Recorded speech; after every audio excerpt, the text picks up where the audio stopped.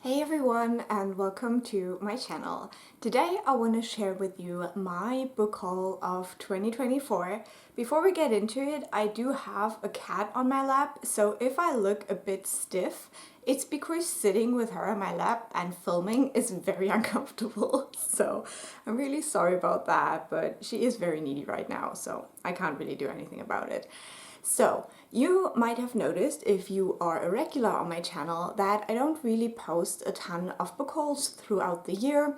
In my last video where I talked about my reading goals for 2025, I already mentioned why that is. I try to be very conscious when I buy new books, but I do also buy quite a few books every year. So I like to do one big book haul looking back at the year in December, so that's what we're going to do today. I will not include any books that I got as a gift, but only books that I bought with my own money. And since I have read pretty much all of these, I can also give you little mini reviews. Also, another little disclaimer is that I bought most of these books digitally as audiobooks or ebooks, so I also won't have a ton of these to hold up for you guys.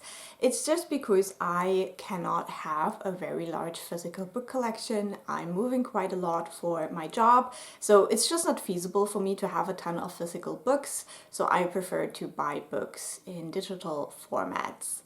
So I think with all of this out of the way, let's just start at the top with the beginning of the year and let's just go through the list of books that I've bought. The first book I have is Cocaine Blues by Kerry Greenwood. This is a 1920s inspired murder mystery series, and this is the first book. I bought this for a reading vlog, which I will link down below, where I read 1920s mystery series, and this one was fine. I am obsessed with the TV show that is based on these books, which is something Miss Fisher. Like, I never remember the title of it, but it's just an amazing TV show. So this book is basically the first episode of the TV show, and I absolutely loved it for that. Like, it gave me all those cozy feelings I had while watching the show. So I would definitely recommend that if you don't want to pick up the books themselves.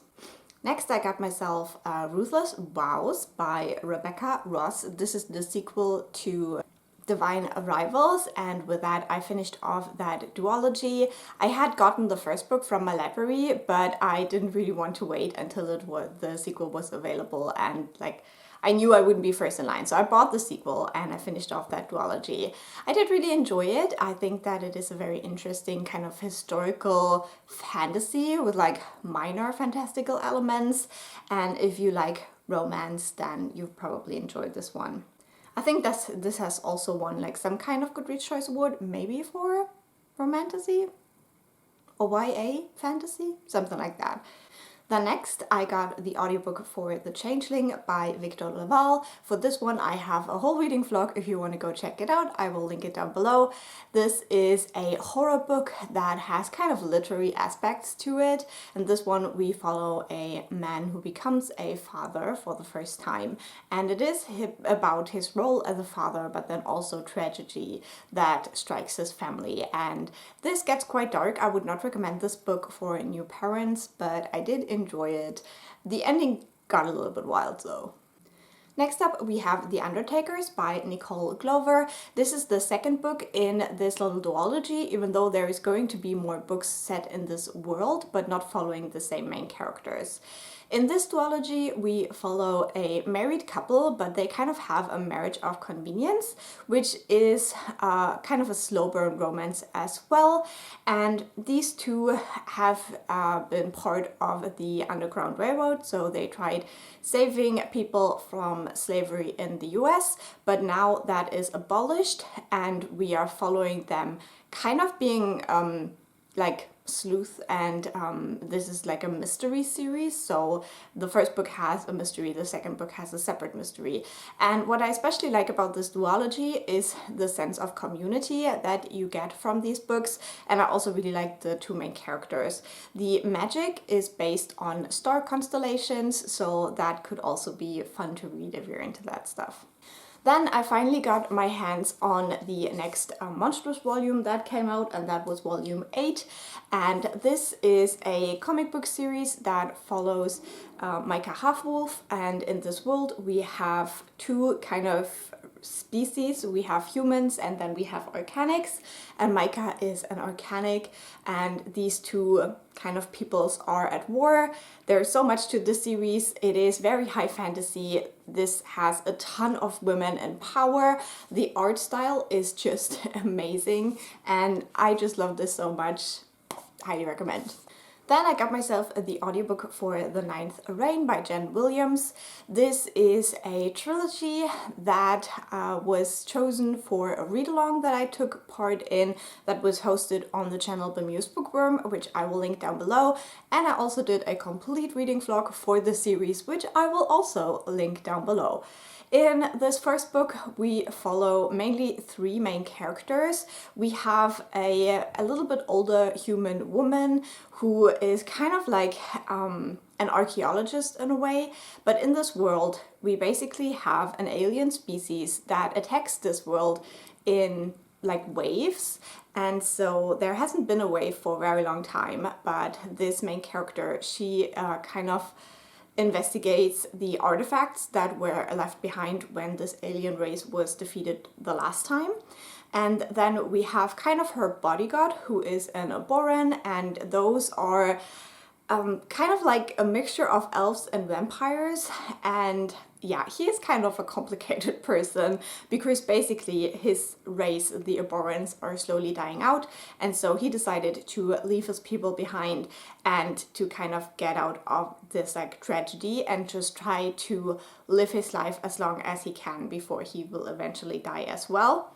And then last but not least, we have a woman called Noon, and she is kind of like a magical human. She has power over a certain type of flames, and she was locked away in a prison for people with that power, but at the beginning of the book she manages to escape. And this series is so good. It's so good. If you love fantasy, I would highly recommend it. I had a great time reading this series. Next up, we have Where Sleeping Girls Lie by Faridah Abike-Iyimide. This is the second book by this author. I absolutely loved her first book, The Ace of Spades, and so I had super high expectations. This book didn't quite get there for me, but it was still a really good book.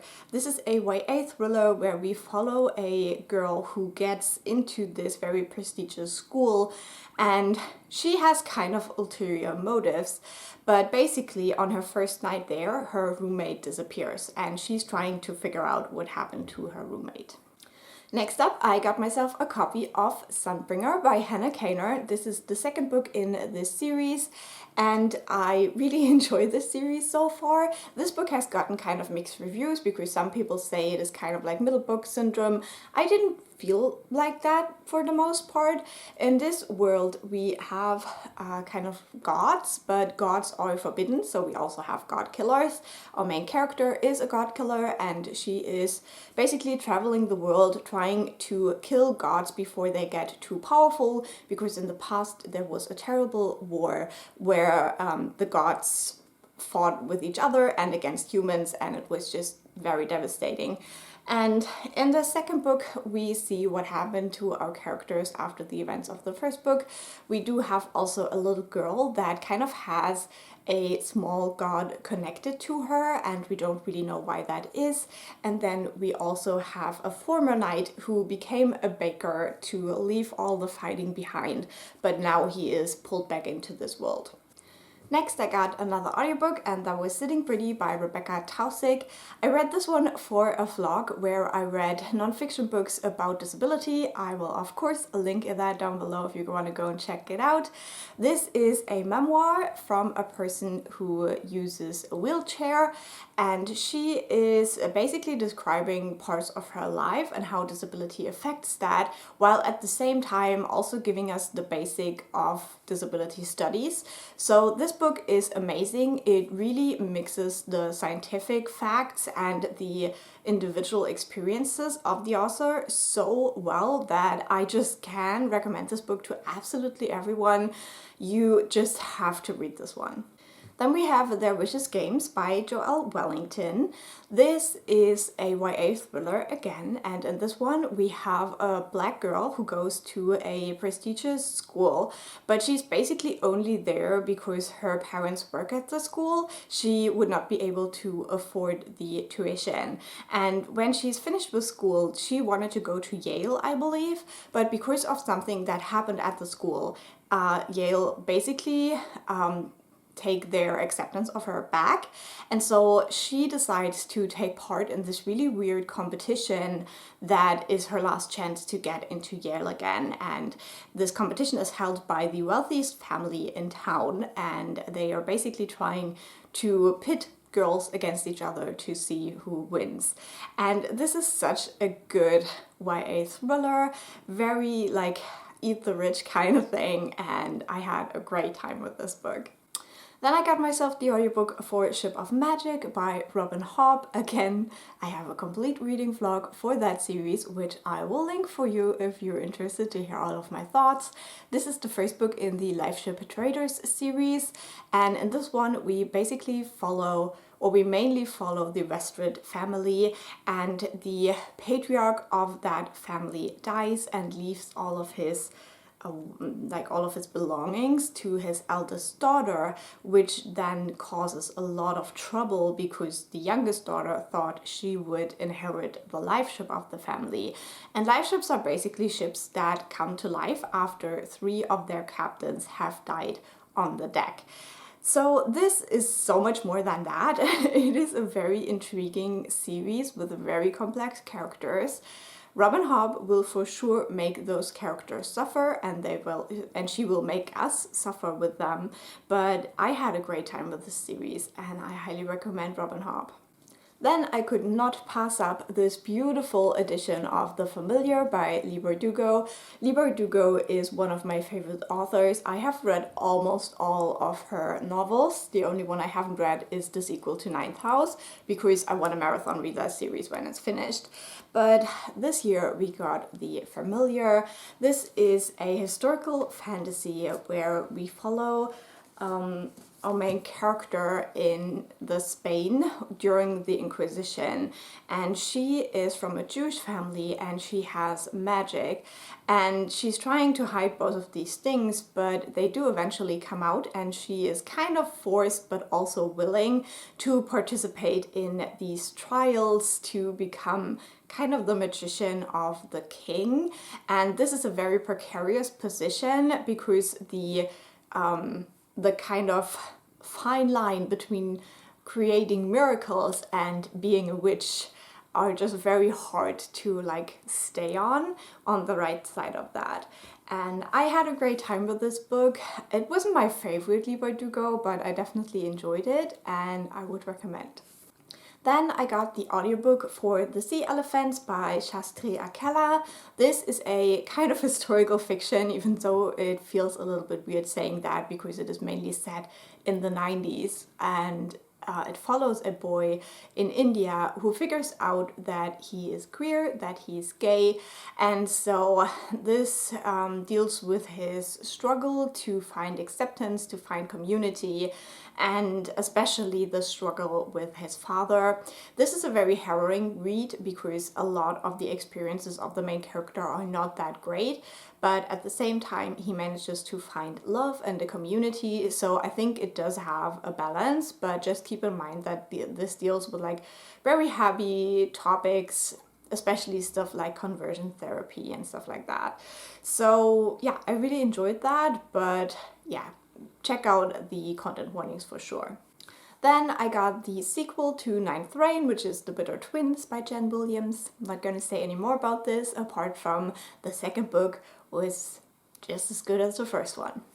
Then I got Mad Ship by Robin Hobb, again the sequel to Ship of Magic.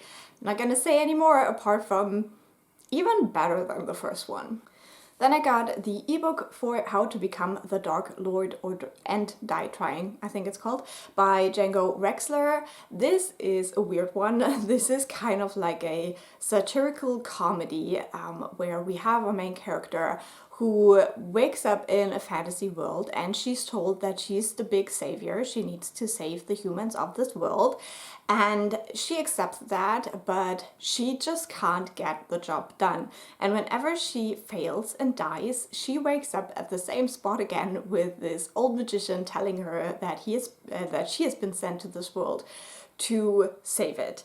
And at this point, she's been doing this for something like 2,000 years. She is just fed up, and she decides if she can't win this game, she's gonna rig it, and she's going to try to become the Dark Lord instead of killing the Dark Lord. And I had a great time with this. This definitely has a lot of like sexual humor, so if you're not into that, this is probably a bit uncomfortable to read. But I had fun with it, and it even had some like heartfelt moments towards the end that like really got me. And it also deals with the main character at first being so flippant, but throughout the book kind of realizing that these are still real people, even though she gets reset every time. She doesn't really know what happens to the other people in these worlds. And while at the beginning she doesn't really care about anyone else because she's just reset every time, she realizes that maybe things she's doing to these people will have long-lasting effects. Then we have The Poison Song by John Williams, the finale of this series, which I also very much enjoyed. And we have Ship of Destiny by Robin Hobb, again, the finale of the series, and I loved that one as well. From those big fantasy books, I had to get to something short and sweet, so I got the audiobook for Katzenjammer by Francesca Zappia. This is a book that deals with bullying in school. This is a horror, more like a novella. And in this book, we have children who are kind of stuck in a school. All the doors have disappeared, so they can't really get out. And there is some students who have started changing and then others who have stayed the same. And our main character, Kat, is one of those students who have changed, and she has a cat mask as a face. And so they're trying to figure out what is going on, why they're stuck in the school, and why they are changing like that. Then I got The Pretty One by Keah Brown. This is also for the disability nonfiction vlog. This is also a memoir by a woman of color who has a disability, and so in this one it on the one hand focuses on her disability and how that affects her life. On the other hand, Keah Brown is also a huge fan of like media, of movies and TV shows and stuff like that. So there is a lot about that in there as well. I did not really connect with that part just because it wasn't the kind of media that I like consuming a lot, but I still think this is a very interesting memoir to read. Then I got the audiobook for When the Reckoning Comes by LaTanya McQueen. This is a horror novel in which our main character, who is a black woman, gets invited by her childhood white best friend to her wedding that is set on a former plantation, and so she decides to go, but things get very weird very quickly and there might be some haunting going on. This book focused a lot more on the relationship of the characters. Like we have these two girls' friendship in the past, and then there was also a black boy involved in that friendship as well, and something that happened to them. It just went in a little bit of a different direction than I was expecting, but I still enjoyed this one. Then I got the audiobook for The 10,000 Doors of January by Alex E. Harrow. I have a whole complete reading vlog for that one, which I will definitely link for you if you want to go check it out. This is the first novel, I think, by Alex E. Harrow. This is a YA book that follows a main character who can go through magical doors into different worlds. I did enjoy this one, however, I felt like for the whole like magical door part, our main character doesn't really use those doors a whole lot, and I was kind of disappointed with that. Still, I really loved the writing, and I think that Alex E. Harrow is very smart, so I definitely want to check out more of her books. Then I listened to The Dead Cat Tail Assassins by P. Djèlí Clark, which is a fantasy novella where we follow a woman who is dead and she is an assassin in the Dead Cat Tail Assassins Guild. And basically she made a deal with a goddess to work for her for I think 10 years as a dead assassin. And she doesn't really remember why, she doesn't remember her past life, and we follow her as she gets a new job, but when she shows up to kill that person, she remembers the person, and that is not supposed to happen. So she is kind of going against her like work ethic, and she's trying to figure out who the person is before she kills them. Then I read a fantastic kind of horror romance fantasy mix, and that was Someone You Can Build a Nest In by John Wiswell. In this one we follow the monster as she's disturbed from her winter kind of hibernating sleep by people who decide that they have to kill her.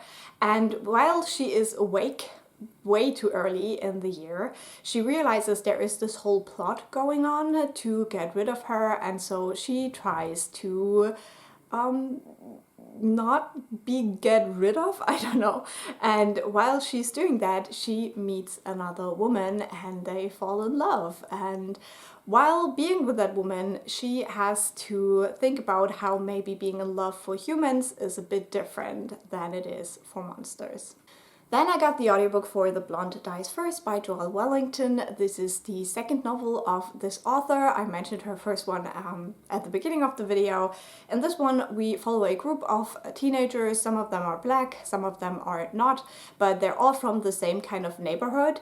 And the twin sister of our main character goes to this fancy white school, and so they go to a party from like basically from those white kids, and they play there with a Ouija board, and after that they seem to be haunted by a monster.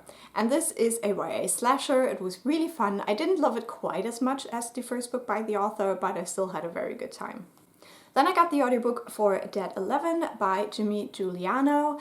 This is a book that I got for a reading vlog where I read horror books with VHS covers. I had a ton of fun doing this vlog, and I will obviously link it for you if you want to hear all of my thoughts. In this one we follow a man who goes back to an island to figure out what happened to his sister who disappeared there a while ago. And I had a really good time with this one. I feel like it just towed the line between, is there really like something supernatural going on, or is this all like a weird cult thing? It was very good, and I had a lot of fun with this one. Then we have Home is Where the Bodies Are by Geneva Rose, which I got for the same vlog. This is a thriller, and in this one the mother of a family dies and the three siblings come together to kind of bury their mother, but also go through the things in the house and kind of decide what to do with all of that. And while they go through the things, they find a videotape that shows their parents doing something very incriminating that is in connection with a missing persons case from like many years ago. And so they're not quite sure how to deal with this new knowledge about their parents. This one was also really good. It was also nominated for the Goodreads Choice Award in the thriller category. Then we have the audiobook for Horror Movie by Paul Tremblay. This was also for the VHS horror vlog. Unfortunately, this one was my least favorite. It really didn't work for me. This is about a cursed movie production, but just everything about that just really wasn't my taste, and I didn't really get along with it too much. The audiobook was great though, because it had a lot of like noises and like audio effects, so that was kind of fun. Then I got the audiobook for These Fleeting Shadows by Kate Alice Marshall. This is a YA horror where we follow a girl whose grandfather passes away, and she doesn't really know about her family because her mom decided to leave when she was a little girl and they never really went back, but now they're going back to the family mansion, and it turns out that our main character inherited everything, but she has to stay in the mansion for 1 year to go into effect. And if she doesn't do it, no one will inherit anything. I did really enjoy this. It was sapphic as well, and yeah, a fun YA horror. Then I got Her Royal Spyness by Rhys Bowen. This was the last book for the 1920s audio, like mystery vlog. This one was also really fun. It is set in the 1930s though, so a little bit off, but it was my favorite book from that vlog. I definitely had a lot of fun with this one. It is British. We follow a woman who is like, I don't know, 34th in line for the British throne or something like that. So she isn't really allowed to work, but she also doesn't really have any funds. So she is trying to do this like secret business. And while she's doing that, she is also pulled into a murder case. Then I got Jonathan Strange and Mr. Norrell by Susanna Clarke. I did a whole reading vlog for this book, so if you want to go and check it out, I will link it. This is a kind of historical academia fantasy book that is very British, has a ton of fairies in it, or like fairy magic, but in a very like British English sense. And we follow two magicians who want to bring magic back to England in the early 1800s. I did overall enjoy this one, even though it was a very unique experience of reading it. I'm glad I did the audiobook because I don't know if I would have had the stamina to go through the physical book. And yeah, I would recommend if you're into these kind of fantasy books. Then I got The Merriest Misters by Timothy Janowski. This is a holiday rom-com, I would say. In this one, we follow a married couple of two gay men as they're struggling with their relationship. And on Christmas Eve, unfortunately, they attack Santa because they think he's a home invader. And then because of the attack, they have to become Santa and save Christmas. Last but not least, I have Love You a Latke by Amanda Elliott. This is a Hanukkah romance that I very much enjoyed, and in this one we have a grumpy young woman who has a coffee shop and a sunshine customer that she's very much annoyed with, but because the very weird like white lady next door in the store next door decides that they shall do a Hanukkah festival in their town, these two characters have to work together to plan that festival, and it's very sweet. Okay, that's all the books I have bought so far, and as you can see, I have read every single one of those. I also bought two books that are not on that list because I have already read them. And one I bought for my birthday. If you remember, I had my birthday in January. I had very bad toothache and I was in and out of the dentist's office like all the time. And so for my birthday, where I had like a terrible dentist appointment, after that I got myself a book to cheer myself up. Now this is not great for this year because of some stuff that came out after I bought it, but I got myself a copy of Good Omens by Terry Pratchett and Neil Gaiman. Obviously we do not support Neil Gaiman in this house anymore, but yeah, that was January. And then I also got a book that I want to reread before the year's over. We'll see whether I can get this done, but this is one of my favorite books of all time from one of my favorite authors of all time, and that is Everything I Never Told You by Celeste Ng. When I read this for the first time, I read the German translation from the library, so I'm very much looking forward to the reread of this.